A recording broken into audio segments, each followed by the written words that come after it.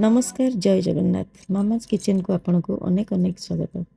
मुझे आपण वेजिटेबल आलू परोटार रेसिपी शेयर करने जाऊँगी। मुझे दुईटी कैप्सिकम दुई तीन टी गाजर आ गोटे मीडियम साइज बंधाकोबी को 1/4 भाग नहीं। एठी मु सब परिबा को एमती छोट छोट खंड करी काटि नहीं। आपन चाहिए निज पसंद मुताबक परिबा जेमती कि बीट मटर छुई बीन्स को मध्य नहीं पारे। दुई तीन टी कंचा लंका आ गोटे बड़ पियाज को मध्य चॉप कर नहीं। आसतु यही सब सामग्री रे प्रस्तुत करिवा टेस्टी वेजिटेबल आलू परोटा। प्रथमे गैस ऑन करी पैन रे 2-3 चम्मच रिफाइन तेल गरम करिवा। सेथिरे कटा कंचा लंका कटा पियाज पकाई हल्का भाजी नेबा। एठी ध्यान रखिबे पियाज को बेसी भाजिबा दरकार नहीं।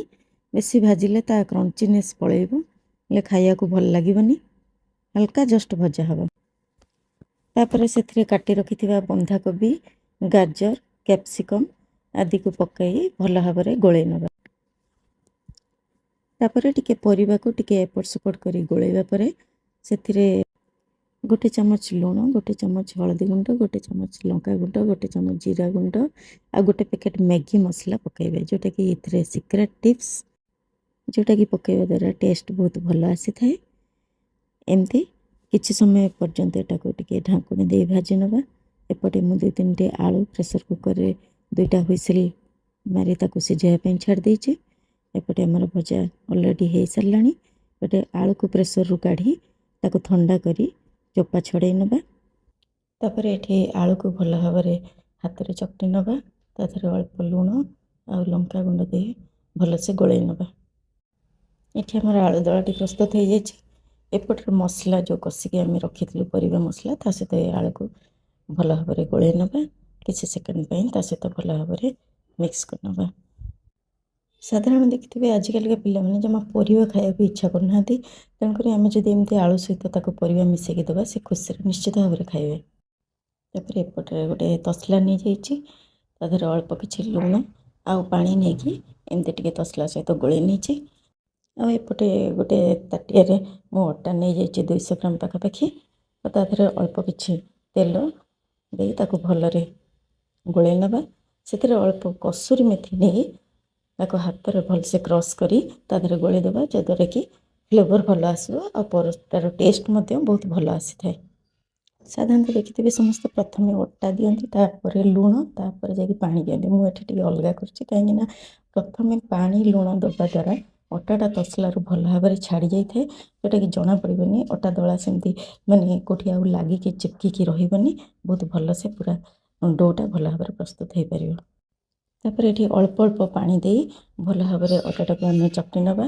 देखो धीरे धीरे केमिति तसलारू अटा सब छाड़ी जाउछि एमती भल भाबरे ताको अटाटा को आम प्रस्तुत करी। एमती टिके बेसी समय अटाटा को दलिले टिके परोटा टिके क्रिस्पीनेस आसी थाए आ सॉफ्ट भी रही थाए भीतर। तेणुक आम 10-15 मिनिट पर्यंत ताको दलिकी तापर कौन करिवे ना ता ऊपर गोटे चम्मच तेल देकी तापर टिके एमती गोळे नबा हाथ रे गोळे नेकी तापर आम ढांकण लगेकी ताको 10-15 मिनिट रेस्ट पई छाड़ी देबा। एठी बे 15 मिनिट हो गलानी तो आम ढांकणा खोली अटाटा को देखिबा पूरा आ टिके सॉफ्ट हो जाइछि। तापर हाथ रे पुणी अल्प समय पई ताको भल से आ टिके एमती चकटी नबा। तापर बे आम निजर पसंद मुताबक गोल गोल गोला प्रस्तुत करी एकाठरे रखी दबा। एठी हमर सब गोला रेडी हो जाइछि। वर्तमान गोटे गोटे करी बेला आरंभ करिवे। बेसी मोटा नुहे कि बेसी पतला भी बेलिबा आवश्यक नहीं। मीडियम साइज रे बेलले परोटा भी ठीक ठाक लागिबो। अवश्य एठी जो डोटा दिया हबो ता भितर बाहरिबार मसला सब बाहरिबार चांस जमा भी नथिबो केना मोटा अलगा प्रोसेस रे ताको बेलिकी डोटा देबी आपण माने देखंतु। एठी अल्प अल्प अटा गुंड देई आमे भलरे दुई पट जाक बेली नबा। एठी सब रुटी को मध्य आपण एकाथरे बेलिकी अलगा अलगा करी गोटे पेपर रे मध्य रखि परिबे जद्वारा कि आउ गोटे रुटी सहित आ गोटे रुटी लागिबनी जमा भी।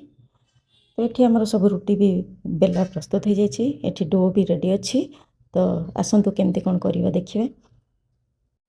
ये प्रथमे गोटे रुटी नहीं जाए तापर से जो डो आम प्रस्तुत करते मसला डो ताको कौन करेंगे ना 2-3 चामच ଆଣିକି ସେ ରୁଟି ଉପରେ ରଖି ଭଲ ଭାବରେ ସ୍ପ୍ରେଡ୍ କରିଦେବେ। ଆଉ ସାଇଡ଼୍ଟା ଟିକେ ଛାଡ଼ି ଦେଇଥିବେ ଗୋଟେ ପଟ ସାଇଡ଼୍, କାହିଁକିନା ସେପଟେ ଆର ପଟଟା ଯେଉଁ ରୁଟିଟା ଆସିବ ସେପଟେ ଆସିକି ଲାଗିକି ରହିବ। ତାପରେ ଏଇଠି କ'ଣ କରିବେ ନା ଆପଣ ଗୋଟେ କଣ୍ଟା ଚାମଚ ନେବେ। କଣ୍ଟା ଚାମଚ ନେଇକି ତାର ଯେଉଁ ସାଇଡ଼୍ ଗୁଡ଼ାକୁ ଏମିତି ଟିକେ ଟିକେ ପ୍ରେସ୍ କରିନେବେ, ଯଦ୍ୱାରା କି ଆଉ ମସଲା ବାହାରିବାର ଚାନ୍ସ ଜମା ବି ନଥିବ। ଏଇ ଆଳୁ ପରଟା ବିଭିନ୍ନ ପ୍ରକାର ଉପାୟରେ ମଧ୍ୟ ସବୁ କରିଥାନ୍ତି, ଯେଉଁକି ଏମିତି ପୁର ଦେଲା ଭଳିଆ ଗୋଟେ ତା ଭିତରେ ପୁର ଦେଇକି ତାପରେ ଗୋଲ ଗୋଲ କରି ମଧ୍ୟ ବେଲନ୍ତି। କିନ୍ତୁ ତଦ୍ୱାରା କ'ଣ ହୁଏ ନା ଟିକେ ମସଲା ବାହାରି ଯିବାର ଟିକେ ଚାନ୍ସ ଥାଏ। ଟିକେ କେୟାରଫୁଲି ବେଲିବାକୁ ପଡ଼େ, କିନ୍ତୁ ଏଠି ସେସବୁ ଝଞ୍ଝଟ ନାହିଁ। ଆରାମସେ ବେଲି ଦେବେ, ବେଲି ସାରିଲା ପରେ ପୁର ଦେବେ, ପୁର ଦେଇକି ଚାପିଦେବେ, ଆଉ ସେ ପୁର ବାହାରିବାର ଟୋଟାଲି ବି ଚାନ୍ସ ନଥିବ। ଆପଣ ଏମିତି କରିକି ଗୋଟେ ଗୋଟେ ଗୋଟେ ଗୋଟେ ବେଲିକି ମଧ୍ୟ ଗୋଟେ ଜାଗାରେ ଆପଣ ସେଟ୍ କରିକି ରଖିପାରିବେ। ଅଲଗା ଅଲଗା କରିକି ରଖିଲେ ଆପଣଙ୍କୁ ପରଟା ସେକିବା ସମୟରେ କିଛି ଆଉ ପ୍ରୋବ୍ଲେମ୍ ହେବନି। ଆପଣ ଧୈର୍ଯ୍ୟର ସହିତ ରେସିପିଟିକୁ ଦେଖିଥିବାରୁ ଆପଣଙ୍କୁ ଅନେକ ଅନେକ ଧନ୍ୟବାଦ। ତ ଭିଡ଼ିଓଟିକୁ ଶେଷ ପର୍ଯ୍ୟନ୍ତ ଦେଖନ୍ତୁ, ଆଉ ଭଲ ଲାଗିଲେ ଲାଇକ୍, ସେୟାର ଆଉ ସବସ୍କ୍ରାଇବ୍ ତ ନିଶ୍ଚିତ ଭାବରେ କରିବେ। ଏମିତି ଗୋଟେ ଗୋଟେ କରି ମୁଁ ସବୁଯାକ ପରଟା ଏକାଥରେ ବେଲି ନେଇଛି। ଏପଟେ ତାୱା ଗରମ ହେଇଗଲାଣି, ଆଣିକି ଆରାମସେ ପରଟାକୁ ଆମେ ତାୱାରେ ପକାଇବା। ଆଉ କିଛି ସମୟ ଗୋଟେ ପଟ ହେଇଗଲା ପରେ ତାକୁ ଆର ପଟକୁ ନୋଟେଇ ଦେବା। ତାପରେ ଅଳ୍ପ ତେଲ ଦେବା, ଅଳ୍ପ ତେଲ ଦେଇକି ଟିକେ ଚାରିଆଡ଼ୁ ଟିକେ ତେଲଟାକୁ ଟିକେ ଖେଳେଇଦେବା। ଖେଳେଇ ଦେଇ ସାରିଲା ପରେ ଗୋଟେ ପଟ ଭଲସେ ହେଇସାରିବା ପରେ ଯାଇ ଆମେ ଆର ପଟକୁ ସେକିବା। ଦେଖନ୍ତୁ ଆର ପଟ ବି ଟିକେ ଟିକେ ହେଇଗଲାଣି। ମଝିରେ ମଝିରେ ଟିକେ ପ୍ରେସ୍ କରିଦେଉଥିବେ। ଜମା ବି ପରଟା କଲାବେଳେ ତରତର ହେବେନି, ହାଲକା ଆଞ୍ଚରେ ଧିମା ଆଞ୍ଚରେ କରିବେ, ଯଦ୍ୱାରା କି ପରଟା ସଫ୍ଟ ହେଇଥାଏ। ଏଇଠି ଗୋଟେ କହୁଛି, ଏ ଦୁଇଟା ଖୁସମି ସାଜିରେ ଆପଣ କ'ଣ କରିବେ ନା ଏ ସାଇଡ଼୍ଟାକୁ ଟିକେ ସେକିଦେବେ, ନହେଲେ ସେଠି ଟିକେ କଞ୍ଚା ଟିକେ ରହିଯିବାର ସମ୍ଭାବନା ରହିଥାଏ। ତେଣୁକରି ଏମିତି ନୋଟେଇକି ଆପଣ ପରଟା କରିବେ। ଏଇଠି ଆମର ଗୋଟେ ପରଟା ରେଡ଼ି ହେଇଯାଇଛି। ତାପରେ ଆଉ ଗୋଟେ ପରଟା ବି ମୁଁ ଆପଣଙ୍କୁ କରିକି ଦେଖାଉଛି। ଏମିତି ଦୁଇ ହାତରେ ଆରାମସେ ଆଣି ତାୱାରେ ପକାଇବେ।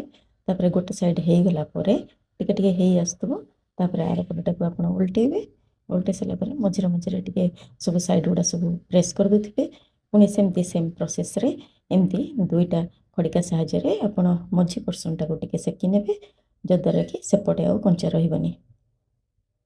ଏମିତି ଧୀରେ ଧୀରେ ସେକିଲା ପରେ ତାପରେ ଆପଣ ଟିକେ ଆଣି ତେଲ ପକାଇବେ।